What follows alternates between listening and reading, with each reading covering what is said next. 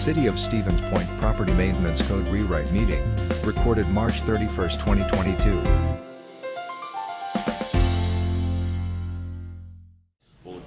Thank you all for showing up. I'm Ryan Karnowski. I'm the Director of Community Development for the City of Stevens Point. Also here is Mark Cordes, who's the city's Neighborhood Improvement Coordinator. We're here to present Chapter 21 code revisions, so I know everyone in this room is super excited about that. Chapter 21 of one of our several chapters of municipal ordinance relates more specifically to building and premise maintenance and occupancy codes. So really the code enforcement side of the city. This existing code has been in place since the 1970s. It's exceptionally outdated, and we've been trying to modernize it to make it a little bit more flexible as opposed to handing the quote-unquote letter of the law down as we do code enforcement throughout the community. And so Mark is kind of the architect of the code itself, so he's going to go ahead and present his information. This is going to be a bit of an open back and forth. I would strongly recommend that if you want to see specific changes, this is not the venue in order to do that. You should really go to the Public Policy General Government meeting, which will be the second Monday of April, which is April. I got the dates at the end. The dates are at the end. Yeah, 11th and 18th. And that's where the policymakers of the alders are going to be able to make changes or amendments. We have brought this back to them in pieces over the last several months. We've been working on this code revision going on 3 years now. So with that, I'll turn over to Mark and he'll go over the information. Yep. Thanks, Ryan. As Ryan said, my name is Mark Cordes. I've worked for the city as a neighborhood improvement coordinator for 5 years. I looked back, and that's a total of 7,300 code cases during that time period. So based on that, that interaction with people within the community, issues within the code, that's what I based these changes on. When we went back, when I was originally hired, actually that was one of the things I was tasked with, is what do we want to do with the code? And there was a push to look at different codes. There's an International Property Maintenance Code. And I looked at that, and that was like 150 some odd pages. I really thought that was overkill for the city of Stevens Point. So I looked at what we had, and over that time period, the changes that are proposed tonight are changes that are gaps in code. There were cross-references that didn't exist. There's references to other codes that no longer exist, or those code references had changed. And it really just doesn't reflect the current conditions within the city of Stevens Point. Even though I work in government, my attitude is government should have as little input as possible. You know, property rights are very important, and I respect that. So the changes you see here, I think, for one, they work with a property owner, and it's really trying to better the community overall. So again, as Ryan said, this was adopted in the early 70s. The changes that happened to this code, nobody ever looked at the code from a holistic perspective.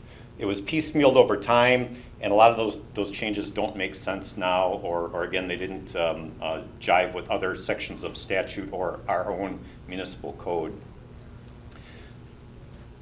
And it doesn't reflect, current complexities of cases. Some of those we'll get into as we go along here. The other thing I'll say is there's one of each of these handouts. There's a copy of the PowerPoint, a copy of a memo from myself, and then a copy of all the code changes over there in that table. If you don't have one, please go there and pick one of those up. And as Ryan says, this is not a formal meeting. If you have questions, just raise your hand. Let's not wait till the end, because we're going to go through a lot of different sections of code. If you have a question, just raise your hand. Let's not belabor any one point, but certainly ask me what my thought is on these code changes. I'm more than happy to share my experience. If you have a different experience and you want to share that, please do that as well. Okay, first we're going to jump into definitions. So, if you have my memo, you can kind of follow along. The things that are highlighted in yellow are what I felt were major code items. And again, as we're going through each of these sections, if there's something in there that I'm not covering that you have a question on, before we go on to the next section, please just stop me, ask me your specific question, we'll address it right away. So first, something that's called best management practices. There's two things on here I got from the Pacific Northwest, specifically Oregon, and Washington State. They use something what's called compliance plans and best management practices. Now, it's still a little bit fuzzy, and for good reason. Over time, and I'm going to use an example that I've run into quite frequently over the last couple of years. An infestation of bed bugs, cockroaches, whatever, in larger apartment buildings. So in days gone by, the way our code is written, it's black and white. We give a compliance date, 30 days, 60 days, whatever. The infestation has to be gone within that. And that's the black and white of a code. The reality is it doesn't work that well. The other reality is within our code it said, essentially, the old language said poisoning. We had to go in and the owner had to poison what was ever in there. So we changed that to read chemical treatment, but then also including things like cold treatment, which can kill bed bugs, as well as heat treatment, which can also kill bed bugs. So the thing with a compliance plan, when we're dealing with an infestation in an apartment building, it's not just going in and treating one unit. Usually it's treating multiple units. Usually it's over multiple months. With a compliance plan that allows me as the regulator to get something from the owner, working with a contractor that says we can comply within whatever their estimate is, 3 to 4 months, and they're going to go in and do bi-weekly inspections, things like that. And that also usually involves a tenant or multiple tenants. So the compliance plan is something I can follow along with, the owner can follow along with, and the tenant can follow along with. So it provides much more in the way of flexibility, in the way of compliance for everybody that's involved, as well as a common document that everybody's following to make sure you're actually progressing towards your goal. So that's the reason we have those in there. Code official, the way the code was originally written, there was no code official. It was just a building inspector, because that's all there was a building inspector, and they did the building inspections as well as code enforcement. So it's changed to say code official, and whoever that designee is. And in this case, we're looking at using community service officers from PD in the evening to do enforcement with things like parking on grass and other items. So that allows us to designate different people as code enforcement officers within the city. And that's just the reality of being more efficient in enforcing this code. The compliance plan we talked about a little bit, but that can involve almost anything. Anytime we get into a larger, more complex issue with code enforcement, that allows us the opportunity to go back to an owner and say, hey owner, we realize material shortages, you can't get whatever, roofing materials or lumber for this project or whatever you need because it's back ordered. And it may take 3 to 4 months to comply versus 30 days, but it allows some flexibility on the way of the owner to comply with these things. Mold, that seems really simplistic. Most communities in the state of Wisconsin do not do anything with mold. They don't define it. They don't call it out in their code. I looked at 2 in particular, the city of Boston and the city of San Francisco, and I'm not going to say copied, but used a very slimmed down version of what they've used to deal with mold. And it's something that's become a very common complaint within our department, but again, our code was silent on that. Native lawn, we'll get into that. That allows some people to establish a native lawn within the city, doing native plantings without running into problems from their neighbors, calling and complaining on them. Outdoor implements, that's anything that's kind of non-vehicular. And I'll have some photos here a little bit later on. I'll show some examples of that, but it's essentially grills, snow blowers, lawnmowers, things like that. Vegetation management plan. That's a plan that's submitted essentially to the city in order for you to establish a native lawn. Okay, before I go on to the next section, does anybody have any questions on anything in the definition section? And the other thing I should say is that items we took out of definitions, because I did a search in our code, and if the term wasn't used in the code, I took it out. If the term was defined in another section of code, and it made more sense being in that section of code, we took it out because we didn't want multiple sections of code having the same definition for the same term, because A, they may not match up, and B, if we make a change in one code, then we're making changes in multiple codes every time we have to change a definition. So is there any comments, questions on the definition section, other than the items I've already covered? Yes, ma'am. So are you gonna, in that vegetation, are you going to specify what kind of native plants they can do?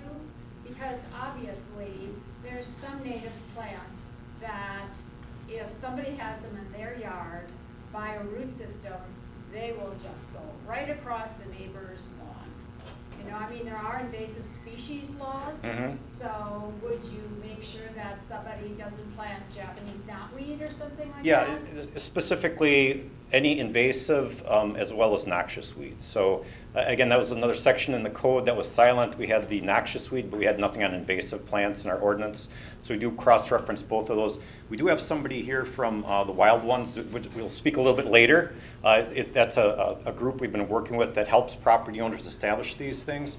We are also working on them. We've been working about the last month or two. We want to establish a template for property owners. And they're also talking about doing workshops for property owners during the summer. So although that's not going to be codified, it's not going to be in this code, it's something I want to do to encourage people in the community to participate in those type of programs. All right, on to the next section. 2103, responsibilities of owners and occupants. This deals a lot with rental properties, just kind of as overview of this section of code. So item number 1.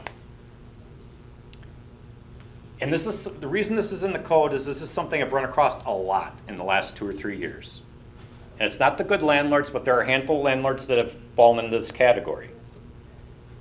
And they're renting properties out with known code violations. Now that is a violation of state statute. The problem is, it's not clear in state statute who can enforce that. There's nothing in our code. So I've referenced that and we can enforce it. What does that mean? It means we'd go in and find an issue with an apartment. Usually the tenant would call us, find an issue with the apartment. You know, there's an issue between the landlord and tenant. The tenant would be getting evicted or they would terminate the lease.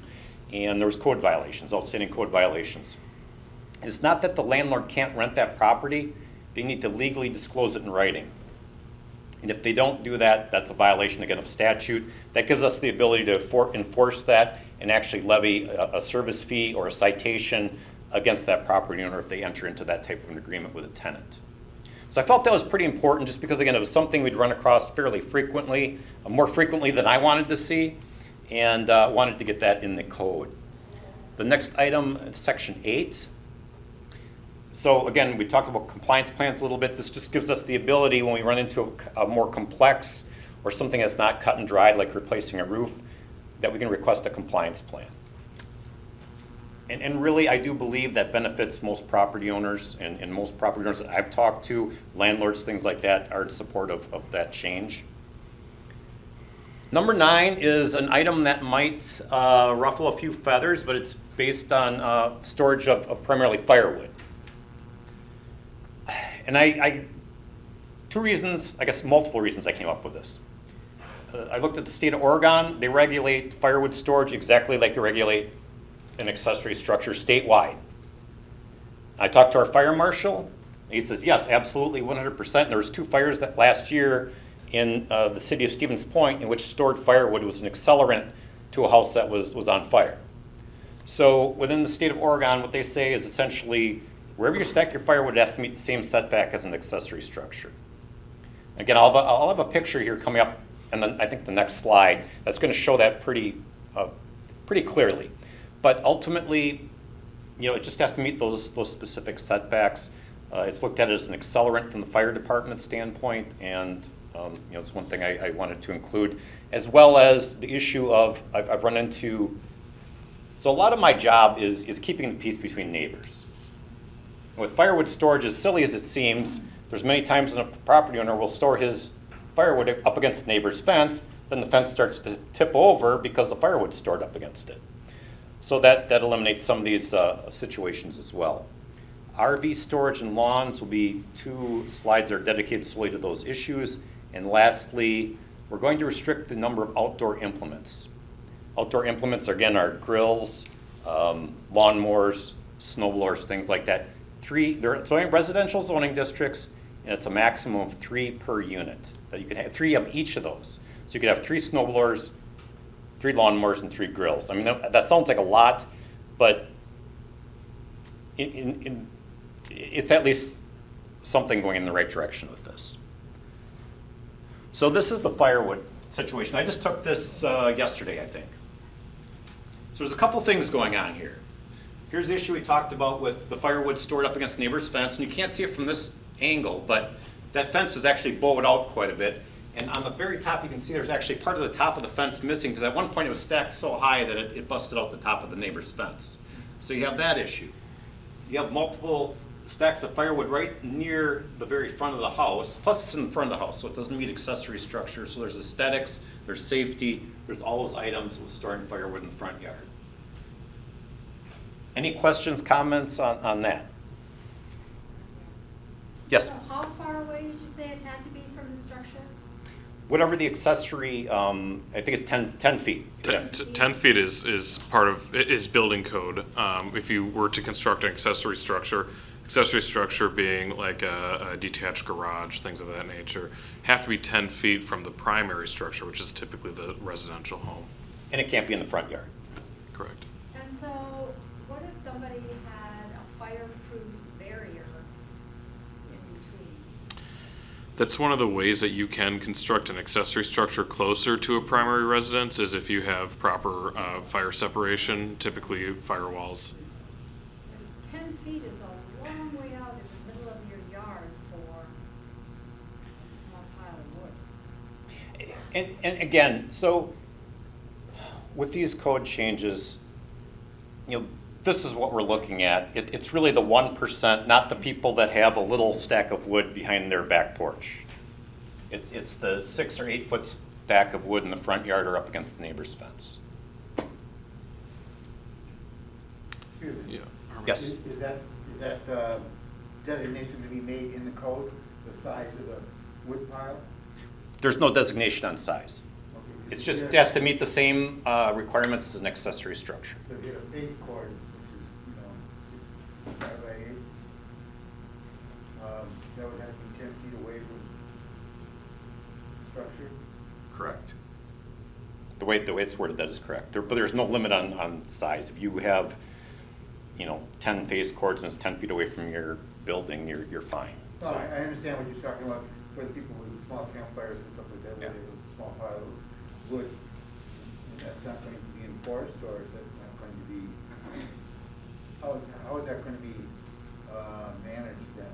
To distinguish between what size is a small pile, which we're not. But we're not regulating the size, just location. Okay.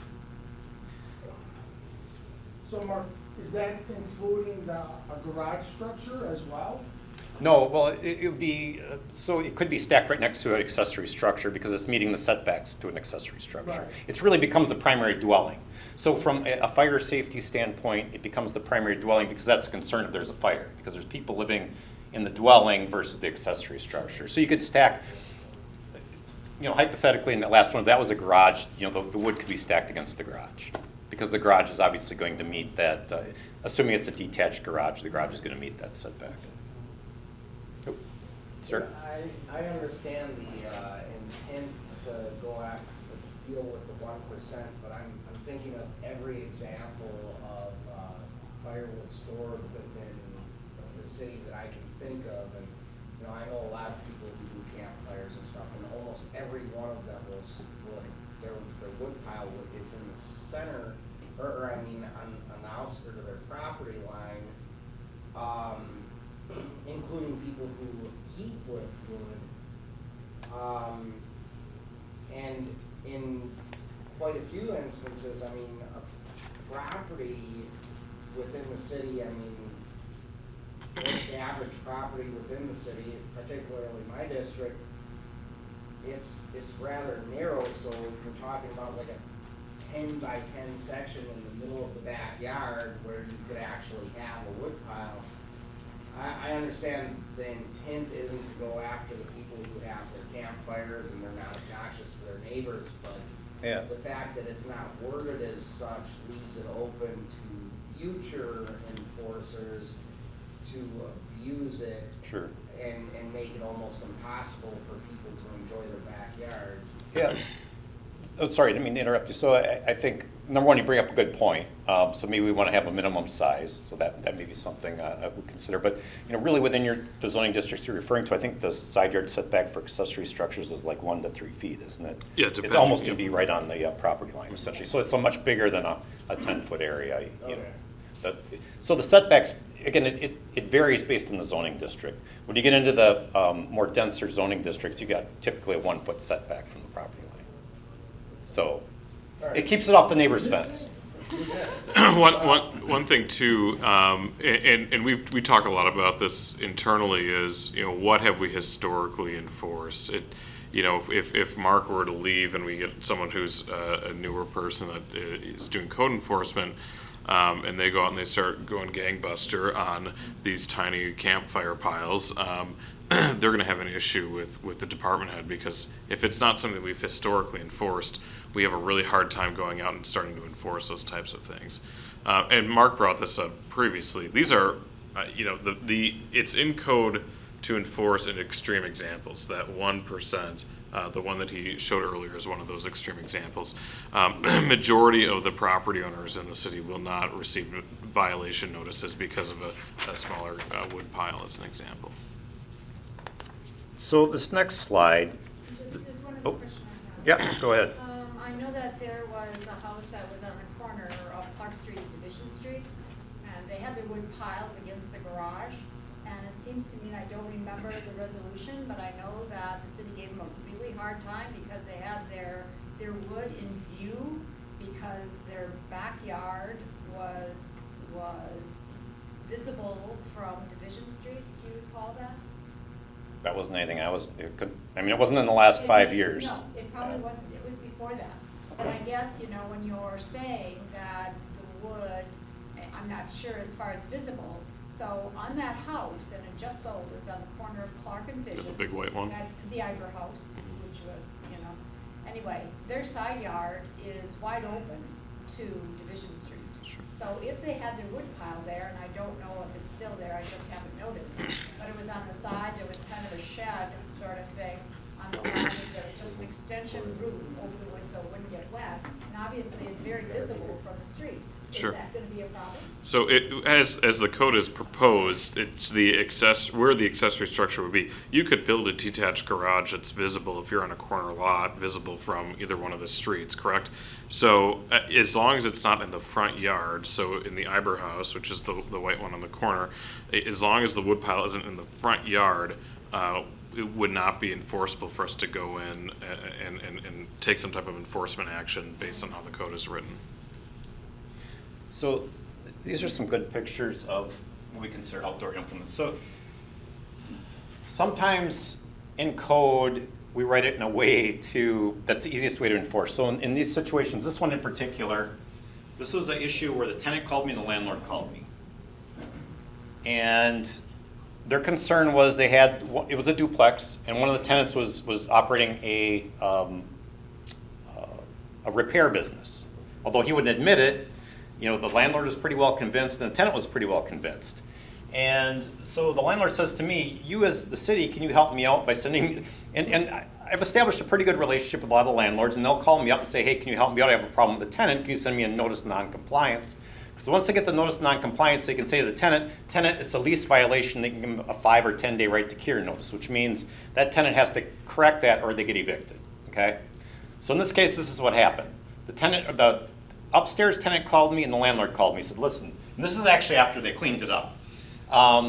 They said, listen, this is getting to be a problem, and the guy wouldn't admit he was running a business out of there. So I went over and looked at it. So there's nothing in our code that prevents that. All these are operational, and the landlord says, well, there's nothing in my lease because the lease says it has to violate a municipal code.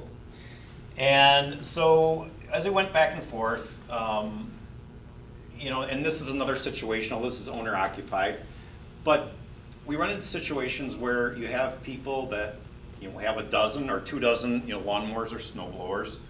They're usually operating, it's not that you can operate some type of business, but you have to go through the home occupation standard, and Ryan can talk about that if you'd like, but ultimately it's something that comes up at least once or twice a year, and the easiest way that I've come up with to regulate is just limit everybody 3 per dwelling unit. So that's it in a nutshell. Those are some examples.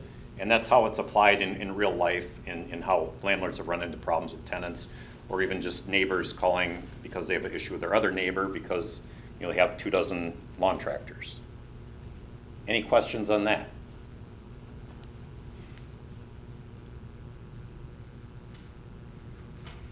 Okay. This one is probably one of the biggest changes in the code. Recreational vehicle. So currently in our code, they're not regulated at all. There's no regulation. A recreational vehicle, by definition, is something that doesn't require a license plate. It's a camper, a trailer, a snowmobile, an ATV, a boat, things like that. It doesn't require a license plate. It's not self-driven down the road. So currently we don't regulate those. We don't regulate where they can be stored. Under this proposed regulation, now again, this only regulates what's stored off of a hard surface. If it's on a hard surface, if it's on blacktop, concrete, paver block, you can have any number of them as long as they're on that hard surface. Okay, that's all right. But once they get off the hard surface, that's when we're going to start to, or propose to regulate them. We're going to propose a limit of 3, a maximum of 3. So a trailer, if you had 4 snowmobiles on or 4 ATVs, that's only going to count as 1 unit.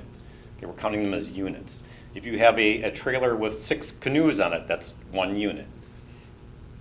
Just to give you an idea of how that works. They must be also then stored beyond the front plane of the primary dwelling. So the front plane is the closest protrusion of the front of the dwelling. They have to be stored beyond that. So they can be stored in the side yard or the backyard. When I look at a regulation like this, I say, who is it going to affect negatively? As you said in the back, in the district where you have narrow lots, the garages are nearby, you may not have 10 feet. I made an exception for that. If they didn't have a 10-foot clear span between either side yard or the rear of the house and the garage, they can still store one of those in the front yard. And that's just your definition. So really boats, canoes, less than 14 feet without a motor, they're not considered anything. They're not considered even an RV. They're not regulated.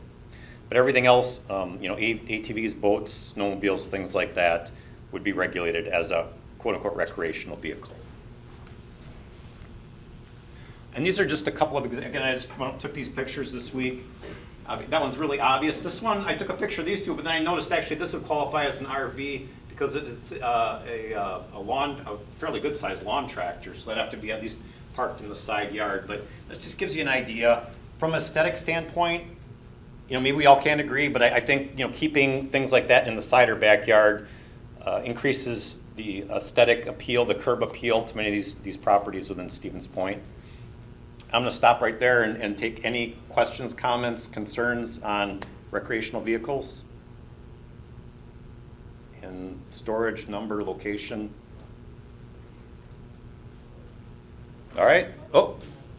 Yeah, I kind of understand, and whenever possible, I do completely agree that aesthetically, I would prefer to see things stored in the back, and the exemption is nice. I just want to ask where we draw the line between this is my property, I have a boat, I want to be able to store the boat on my property, and where do we draw the line as to property use and just say get the heck out of my city, we don't want to find around here? And that's a good question. That's a fair question. So I'm going to address it in the best way I can, and I'm not sure it's maybe answering a question, and I'm not going to talk about Stevens Point. I'm going to talk about our surrounding municipalities. And in some of those municipalities, I'll use Wausau for instance, they can't be parked in the front yard, and they also have a limit of a length. It's 30 feet from the tip of the tongue to the end of the trailer. So a lot of the campers that you see, the bigger campers, almost all of those exceed that limit. And they can't even be stored outside, not even if they're in your driveway. So I'm not saying that's right, but I'm saying I tried to take a more reasonable approach in that we don't want to be, measuring campers, and again, we want to have some reasonable limits here. I would say this is one of the most common complaints I get, is people calling me complaining their neighbors are storing trailers, boats, whatever in their front yard. This is a very common complaint that comes into my department, and this is a call I've gotten from a number of alders, some current and some previous alders, saying, listen, this is something we need to regulate because it's calls they're getting from their constituents. And again, not everybody agrees because you got the property rights people, and I respect that. So this is trying to strike a balance. Anybody else? All right.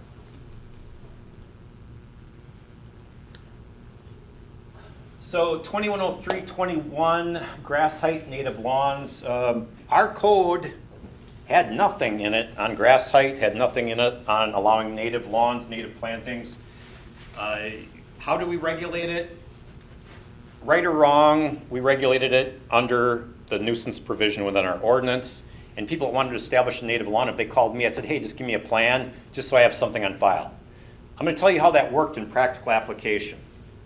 It never fails. It never fails. I have the person that wants to establish the pollinator yard that lives next to the person with the manicured golf course. And so this really happened. This is on Water Street, I believe. One neighbor called me. The other neighbor had submitted a plan. You know, she was going to establish a pollinator yard, and you know, she had done a pretty nice job of it. But with that, there was, you know, vegetation that was starting to cross the property line. They had a chain link fence, and the elderly couple next door, perfectly manicured lawn. They had me come over. I had the plan. We were looking at it, and they agreed that she was largely complying with her plan. But they just aesthetically didn't like the way it looked. So their question to me, and this is no exaggeration, what can we do with the kind of blades of grass and the vegetation that was growing through their chain link fence? I said, well, you can cut that because once it crosses the property line. So they were out there literally both with paper scissors trimming each blade of grass as it was coming through their fence. So a lot of what I have to deal with here is keeping the peace between neighbors.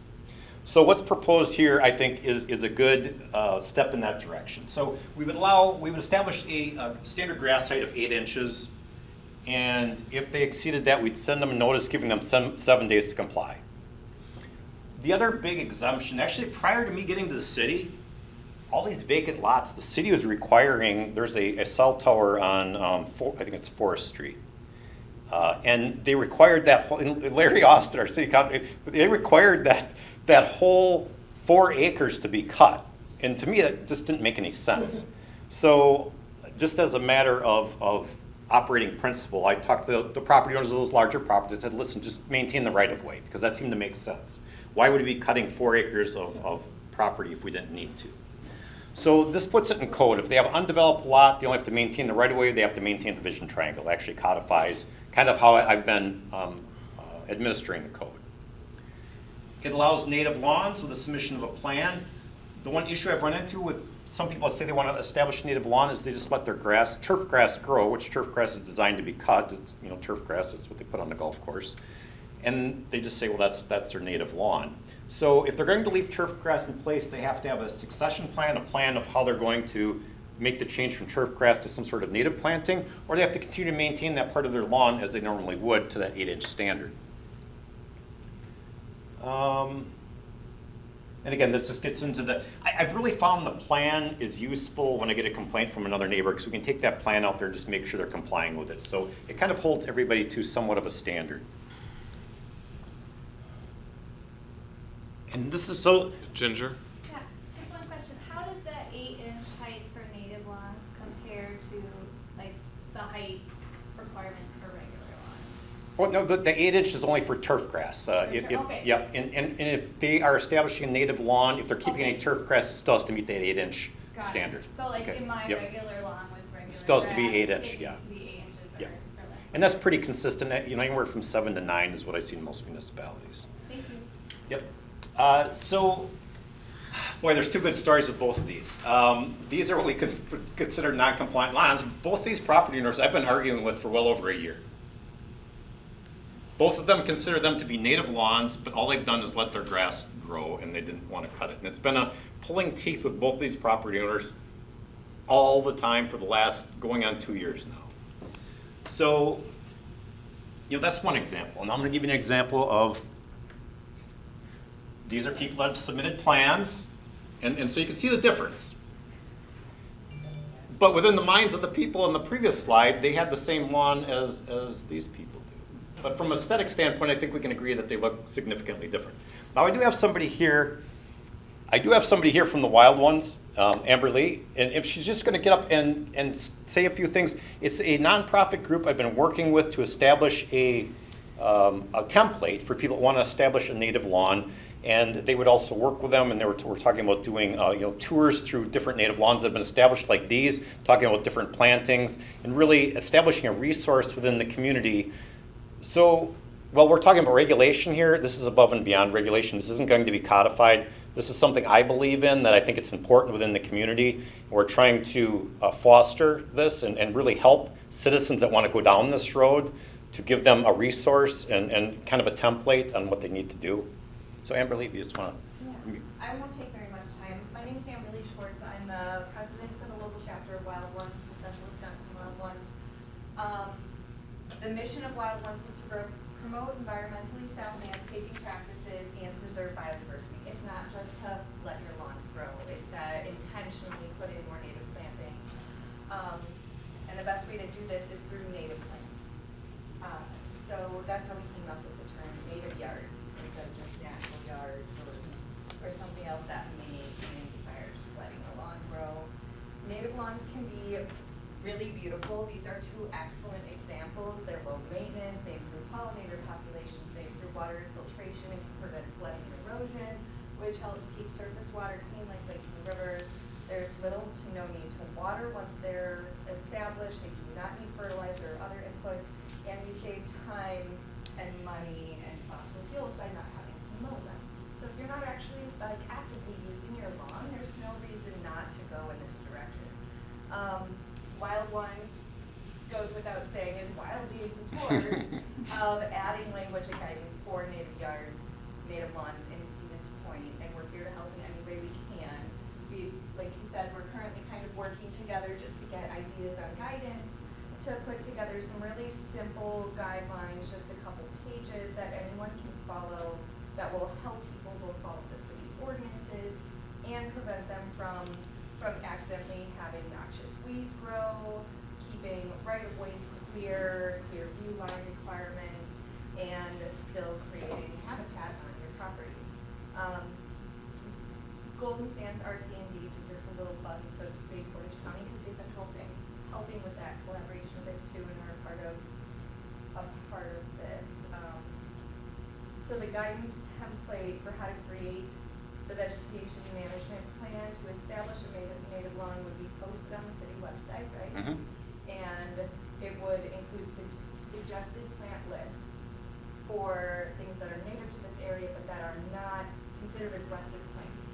So there wouldn't be anything invasive or aggressive on there. There are certain plants we would actually list as, these are native but don't plant these because you'll make your neighbors mad. So that is something we've taken into consideration. Yeah, thank you. So yeah, we have already met several times over the last 2 months, and we haven't finalized anything because I was waiting for the code to get adopted. But ultimately, we want it to be a very simplistic form, really kind of an overview sketch, and then a key, if you will, of different plant types, and they're kind of color coded based on what the goals are of the property owner. We didn't want to overwhelm them with plant types, so we're going to probably limit it to maybe if it was like 6 or 8 of each plant, depending on. But it was really a simplistic thing that almost anybody can do. And if we do it in conjunction, we're talking about maybe once a year, we would do a walk around the neighborhood and look at some of these plantings. And Paul Skowinski at UWSP was going to volunteer with that. So. And we can do a presentation once a year too at City Hall, just showing how to go about it. Yeah. But again, this isn't necessarily codified. It's something that we just really want to encourage the community.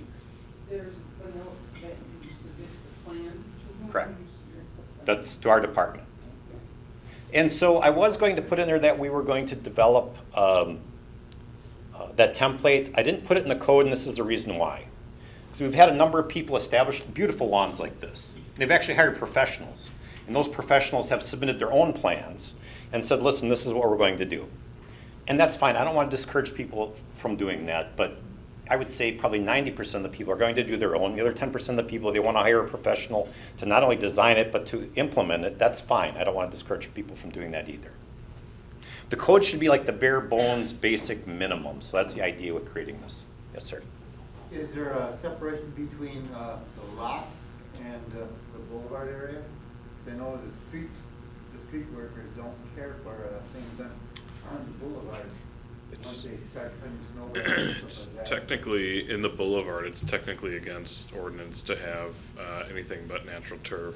And that's something we've been working on, which has been kind of a ongoing challenge in the city because there are a number of folks that have native plants or have various other structures in the boulevard. But it's definitely something we're looking at doing.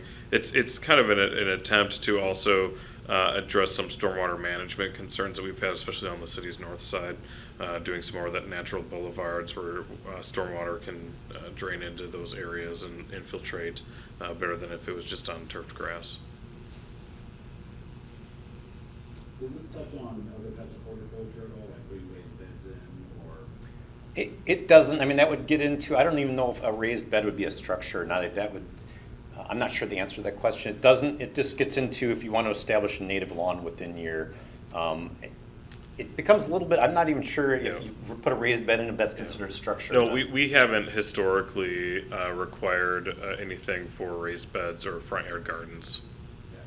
And it's not something we're looking to actively do either, I should state as well. One thing as well, also that Mark's brought this up a few times, you know, having the plan itself prevents a neighbor, and we get this a lot, we get neighbors who are upset with each other, and they call, and if I'm upset with Mark, I'll call the city hall and say, hey, you know, my neighbor Mark, I don't want to be known that I'm complaining on him, but he's got all this grass growing in his yard, and if we have something on file and we can say, you know, hey Ryan, you know, they've got this plan in place.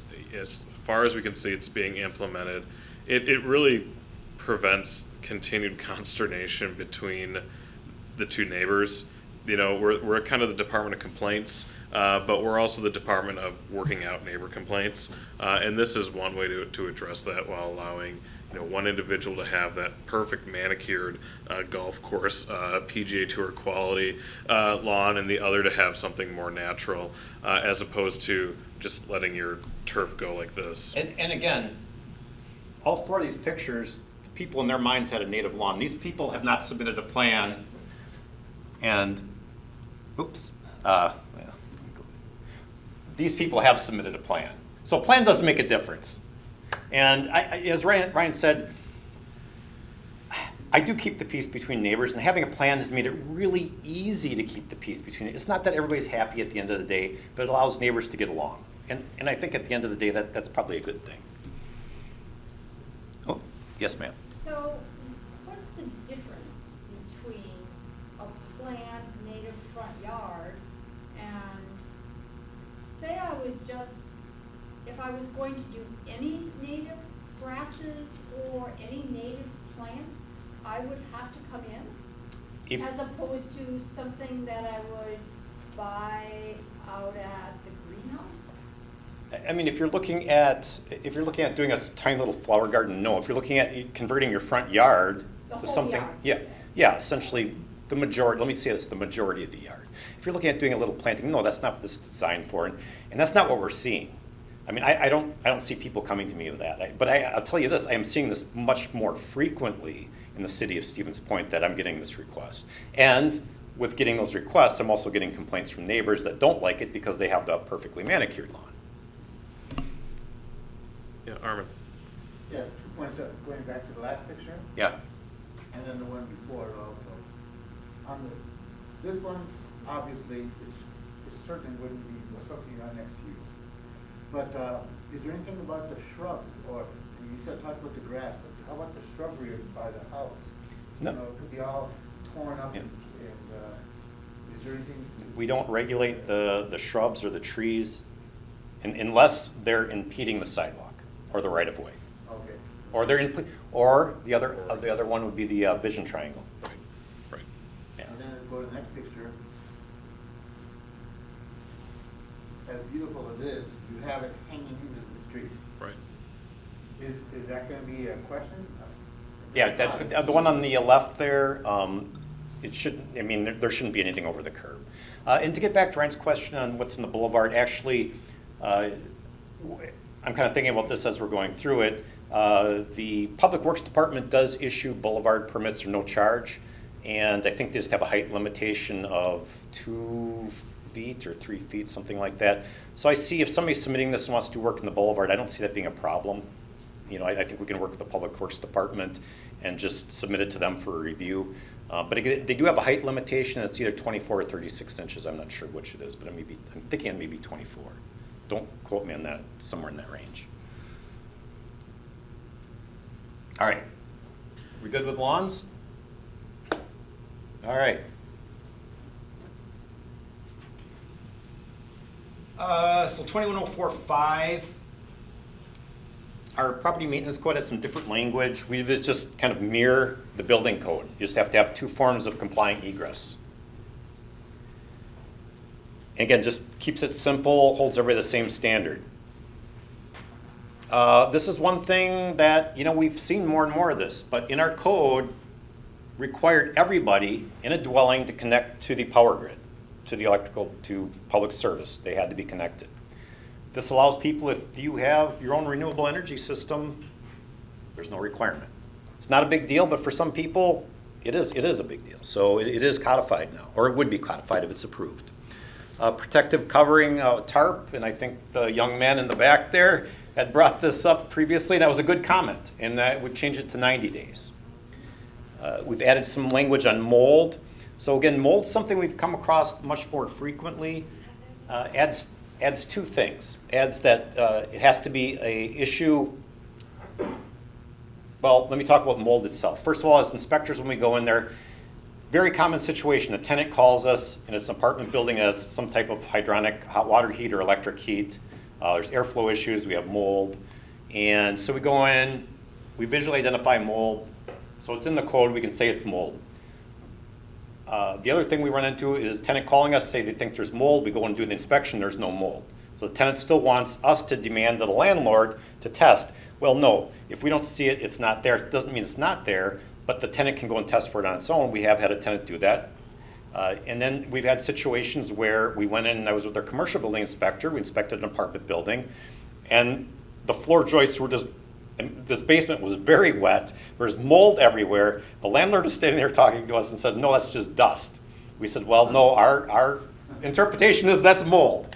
So we said, you can have it tested, and if it's dust, then you can just clean it off. If it's mold, it has to be properly cleaned. So she had it tested, and it was mold, and it exceeded pretty much all the standards that they had for the mold test.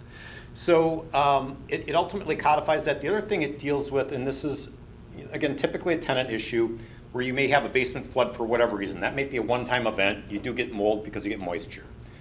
It doesn't call for any really corrective actions, but where we run into a situation where we have excessive moisture on a continual basis, then that gets into like the compliance plan. How is the landlord going to keep the moisture from getting out of the basement? In that case I was talking about with the apartment building, that was a case where they re-roofed the apartment building. They took all the rain gutters off the back, and the rain was just, you could literally see it on the walls where every time it rained, it was running down the back wall of this entire basement in this apartment building. So it was constantly getting flooded with water. So it again put some language in there, which I think kind of represents all the parties pretty equally. Language on extension cords. This is one we don't run across that often, but we do run across it. People are using extension cords as permanent wiring going through walls and things like that. Not that often, but again, it's something we run into and felt I should add it to the code. A lot of times in these code changes, it's not affecting 90% of the people, it's affecting that kind of 1% of the time that we run into these, but there's nothing necessarily in our code that addresses that. And lastly, stormwater. This is one I run into where sometimes people wanting to get stormwater as far away from their house as they can will run their rain gutters right to the property line. And not something I run into all the time, but when I run into it, there was really nothing in our code that dealt with this, and I think I have a really good picture of this coming up. This is actually this is a 15-foot setback. Here's the property line. That rain gutter, this is actually after they cut it. Before they cut it, it literally went to within 6 inches of that property line. And so what happened, there's a back and the front gutter. In this lady's driveway would get completely flooded, and then like in the spring or the fall where it was cold, her whole driveway would freeze. So she was upset. And ultimately, I talked to the neighbor, got him to remove some of that, but it just pointed to an issue within code. And I've run into a few other, this is probably one of the most blatant ones, where people, and you can see, again, they have like some sort of little walkway there, so they have to step over the rain gutter either way, but they could have run it just as easily to the front yard as they could over to the neighbor's driveway. Just not being a good neighbor. I mean, to me it's common sense, but that's a specific situation which we're trying to avoid, and it gives us something in code that doesn't allow a direct discharge into somebody else's property. I should have asked before I went through those other ones. Any questions on any of those items I just recently covered? Anybody? All right, this one, this is a pretty big change.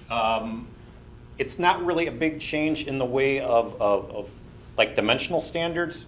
So the way the code was written, our ceiling height standards, and this makes no sense to me whatsoever, but this goes back to a code that was written in 1973. The height standard was different if you were married or blood related than it was if you weren't. I mean, that's how it was written. So you had a lesser standard if you were married or blood related than if you weren't. And we went through it, and I based this on kind of 3 years worth of inspections with our building inspectors. We went into a lot of these, and a lot of these are either duplexes, upstairs, downstairs duplexes, usually just the upper level. They're finished basements. They're single-family homes where they converted the attic to a bedroom or living area. In almost all those cases, they didn't meet the non-related standard, but they met the related standard. And the only two that I can think of that didn't meet the related standard, it was just a door height issue, and those could have been easily remedied. Now, if anybody knows anything about construction, when you have to raise a ceiling like even 4 inches, that's extremely expensive. So just by changing the standard and removing that blood and marriage relationship out of this, all these properties, not all, I mean, off the top of my head, I can think of at least a dozen that are non-compliant right now, immediately become compliant. Now, these are properties where permits were issued, building inspectors inspected them, in the 60s, 70s, and up to 1980 when the UDC took effect. After 1980, it seems like they all complied. But ultimately, it takes that out of the blood and marriage thing out of it. It just establishes that same standard for everybody, and it takes a lot of non-complying, and these aren't grossly non-complying. It seems to us when we looked at these, they applied that same standard, whether they were blood related or not, to all these properties. So we're just, again, changing that in code and taking non-conformity and making it conforming. And as Ryan will tell you, housing is a big issue in this community. So by changing this is keeping properties that have been used for either duplexes or additional living area and making them compliant, which may not be compliant right now. Maybe I didn't explain that quite right. Does everybody kind of understand where we're going with that and the reasons behind it? I mean, I think that makes a lot of sense. That wouldn't apply to new construction. No, anything built 1980 or newer is the Uniform Dwelling Code. This only applies to things built prior to 1980. So it's grandfathering them in. It is, and it's looking back again. We look back, and when we looked at these, they all got permits. The inspectors went there, but they applied the lesser standard, even right from the beginning, even though it was in code differently. Again, it's really hard as a building inspector to go in and try to regulate a ceiling head height on whether you're related to the other person that's living there, whether you're married or not. If you're not married, it's a different set head height than if you're married. That doesn't make any sense from a code standpoint. How about a home now being converted to putting a bedroom in or not? It has to meet a different standard? They'd have to meet the 1980 standard, the Yeah, UDC. The UDC Yep. standard, yeah. Yeah, this is just a lot of those that were done, again, with permits. We verified that there were permits issued, but didn't meet that old code standard.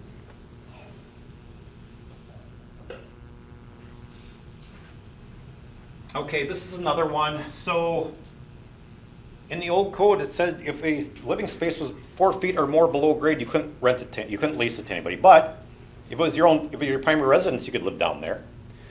So we just removed that. We said as long as proper egress is provided, people can live down there. Whether it's a rental or not is kind of irrelevant to the code. If it's a living space and it meets all the egress requirements, it should be utilized as that. The next section is giving the code official the opportunity to ask for a compliance plan with best management practices. That goes back to the owner saying, listen, your code may say this, but I think this is a better way to do it. So best management practices gives a fair amount of latitude. And it takes into account technology. Technology changes constantly. So there may be a better way of doing things, a different way of doing things that we aren't aware of. It gives you as the property owner, if you somehow get an order from our department, and we don't want to dictate how to correct things, but it gives you quite a bit of latitude in how to do that and what time frame to do that. So again, the idea is giving more flexibility to everybody. We just removed, in our code, the way it was written previously is 60 days. So one thing I started doing shortly after I started with the city, any big ticket items, and I consider that roofing, siding, things like that, I would typically give a homeowner a year. Historically, we'd only been giving people 60 days. And our compliance rate was horrible. It was horrible. Since we started giving people a year, we have like 90% compliance rate because people can start planning for it, they can start saving money for it and things like that.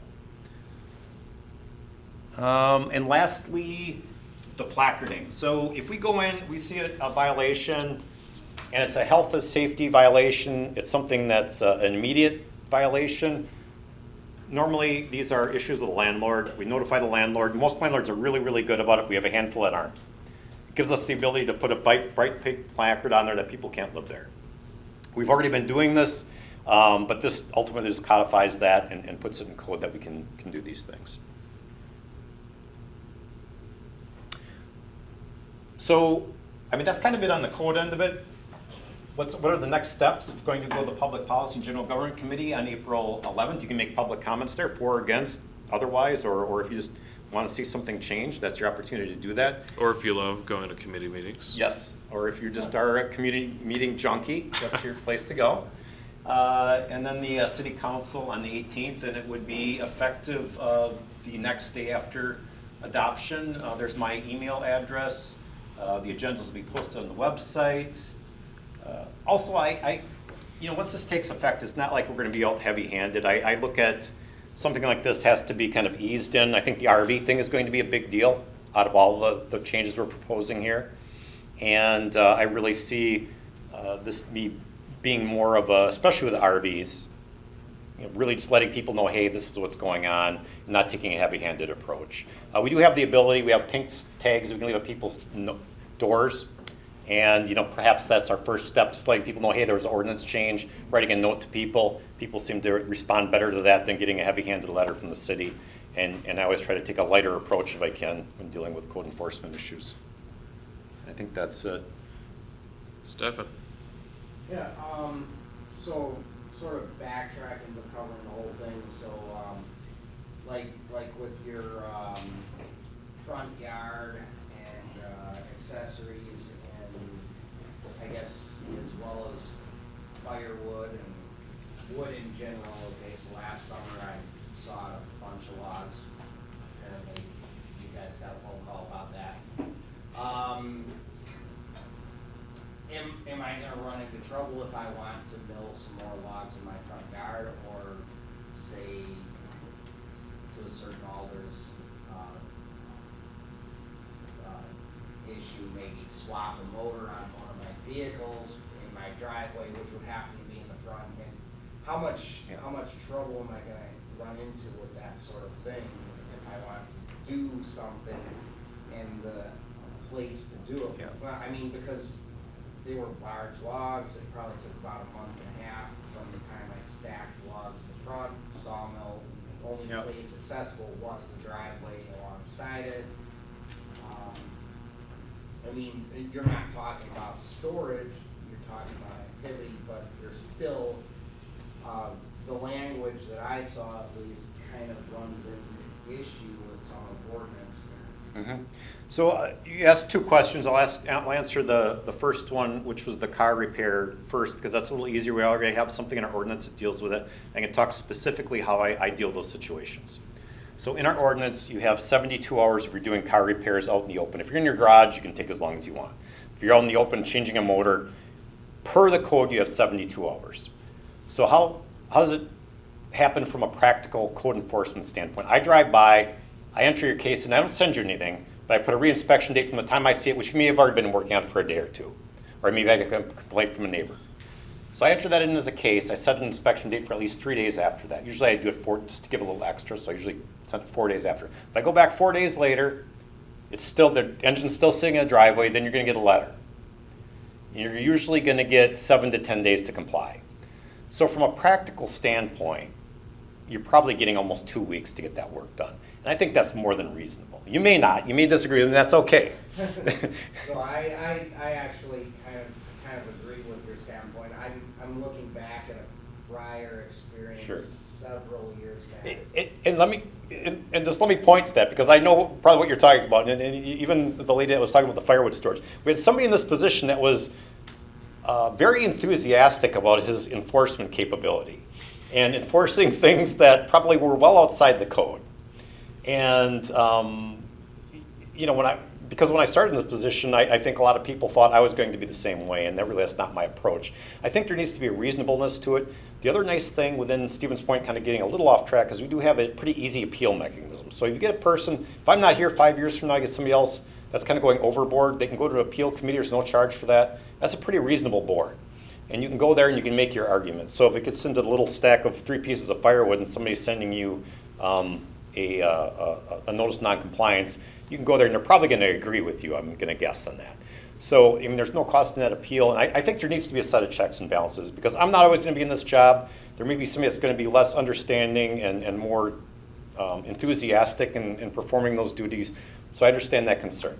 My experience actually probably predates, I know what you're talking about, and my experience predates his employment. Okay.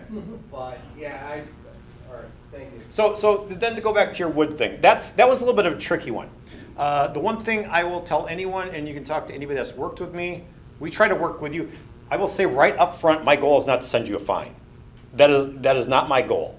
And while that may be counterintuitive to code enforcement, my goal is compliance. So if you're cutting wood, the chances are, it's not that I drove by and saw you cutting wood in your front yard. The chances are it's your neighbor called and said he's been cutting wood in his front yard for the last week. So I am obligated as the code official to go out and respond to it, as ridiculous or as warranted as I think it is. I can't make that judgment. All I can do is respond. So I drive out. If you're there, I may talk to you. If you see you out there, if you're not, I'll send you a letter. The thing is, if you get a letter from our department, call us. The one thing, if I don't get a call, I assume you're ignoring me, and then you probably will get a fine. If you call, I'm willing to bend over backwards. There was actually, I don't see anybody from Metro Wire here, but there was somebody who wrote a letter to the editor about their grass and how we were militant with their grass. Well, this is somebody I'd given 4 extensions to and still didn't cut it. Larry remembers this, and of course it's the one person that writes a letter to the editor that we're overreaching when this person got almost a month worth of extensions and still didn't get their grass cut. And by the time they went over there, Larry had to cut it twice because it was so high. But the point being, you are going to have deviations from the code. You are going to have those one-offs, and I understand that. If you get the letter, give us a call, as long as I have an end date. So here's what I was getting to, and I didn't get to my final point. I'm trying to keep peace between you and your neighbor. If you say, I send out a letter and I give you till the 15th to get it done, you call me and say, listen, I got too much wood, I'm going to have it done on the 20th. That's fine. I'm going to give you a 5-day extension, and I'm going to let your neighbor know that. And the neighbor may not be happy. He said, well, you said the 15th. Yeah, he called me, he asked for the extension, I gave him the extension. But then I can be the bad guy. But the reality is the neighbor's going to generally be happy because the end date is in sight. He knows it's not going to be there all summer long. And then you tend to work a little faster because you're under a deadline. So that's how those situations usually play out in a practical application. Well, in this particular situation, there was really no incentive. I didn't even realize anyone called it in until I was in my meeting with Mr. Knosky. Okay. It was just, I see what the change is. It could become an issue if I did it again. Yeah, running a sawmill in your front yard is different from running a chainsaw, right? Depends on what you're. Depends on who you ask. I understand, Stefan. And I'm really happy because I got to put this picture up here. This is actually, somebody does this every summer. They put little turf grass and gnomes out there and make a little right in the boulevard. They don't have a permit for it, but I still really like it, and I'm really glad. So my goal for the last year was to try to be able to use this picture in a presentation, so I got to accomplish that. I really thank everybody for coming. Is there any other questions? Oh, yes, ma'am. I have a couple. Yeah. You kind of missed that one about revised raise order. What does that mean? Oh, so yeah, under the standard that was in this code, now the building inspector has pretty broad powers under statute. We had just in this code, and I'm not looking exactly at it, but I think it said 50% of assessed value if it was. There is a number of tests in which they can use to determine if a raise order needs to be issued above and beyond the 50%. That's just one of the tests they can use. So it's taking that out of there. It ultimately gives more latitude to the inspector for properties that are potentially run down and need to be addressed. The other question I had was, and it wasn't an area that you had focused on at all, but I guess I just have a question about it, and it's in that 2101, and it's .2, and down the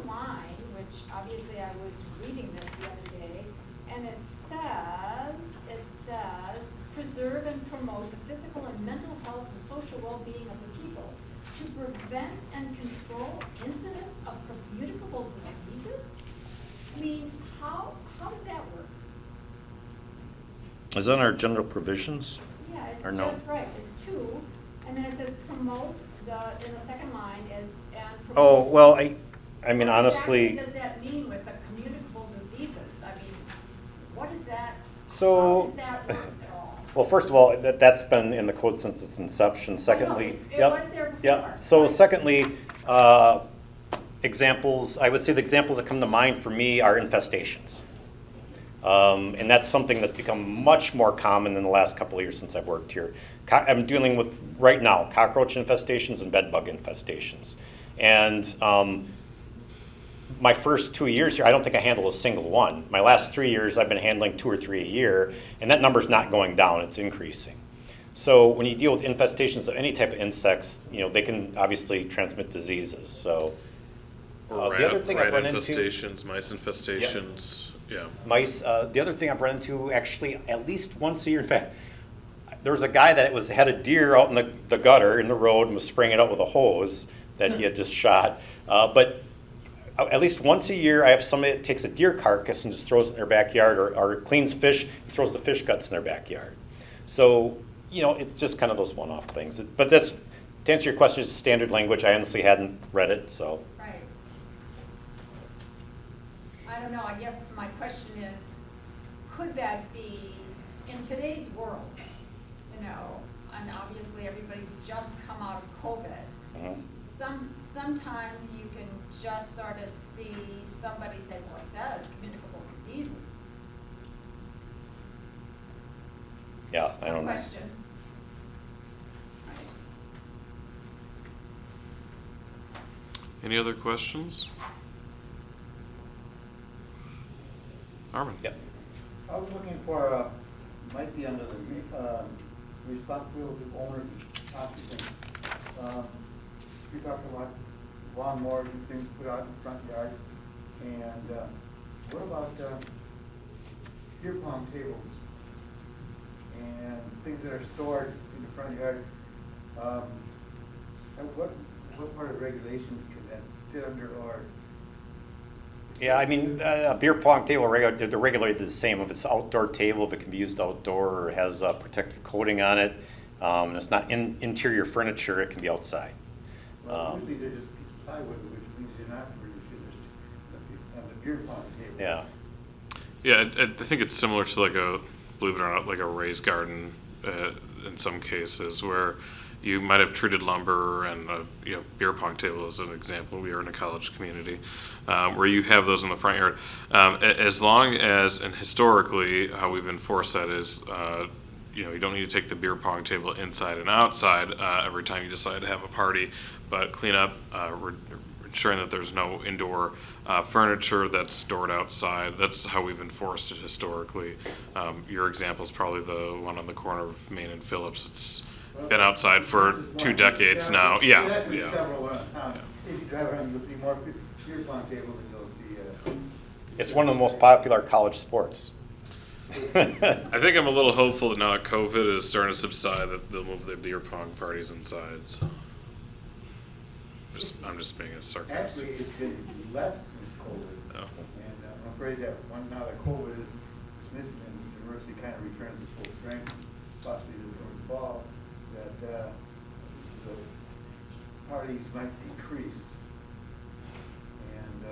And then there's the question of who do you call on the weekends, because your office isn't open.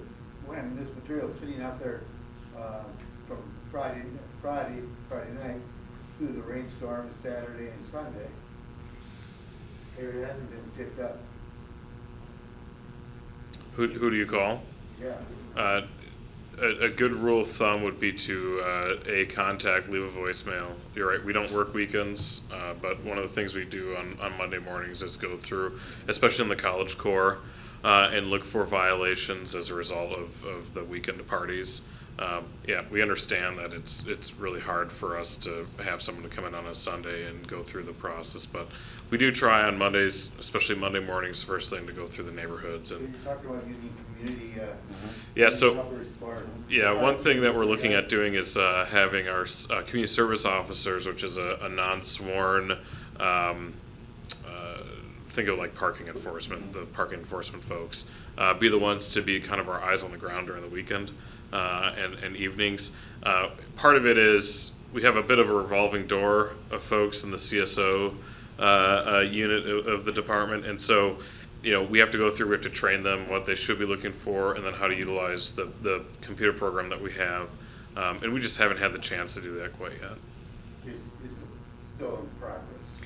It's something we would like to do, and our current police chief is interested in pursuing as well. Because at that point, we have a lot of cars parking over the sidewalk too. Yeah. Three people will pull into the driveway and leave the car there for several hours. Yeah, and really, since a lot of them are already doing parking, the idea was just to start very simple with like parking on the grass, parking on the sidewalk, just give them some additional responsibilities related to parking. But yeah, the hope is to continue to use those in expanded capacity on weekends and evenings. And then the last thing I had was your parking on a hard surface. What about how do you get to that hard surface? For example, the house on Reserve Street, where cars drive across the yard to park on the hard surface, and not to take a look at it as a pile of mud and car tracks. And they're all parked on a hard surface, but of course they'll leave the property via soft back to the hard surface again. Well, that one you're referring to, actually, that's the It's- Jordan. Yeah, the one on Reserve, yeah. And hard surfaces and driveways are all regulated through the zoning code. And we had, that specific case, we did allow the occupants to essentially occupy the property until the end of May. Yeah. But in the meantime, now they can drive past and see that they're allowed to operate there, but it hasn't resolved the issue of what they've done to the yard. Yeah. It's one of the challenges. All right. Thank you for coming. We'll hang around for a few minutes if someone wants to talk just one-on-one, but really appreciate everybody coming. Thank you.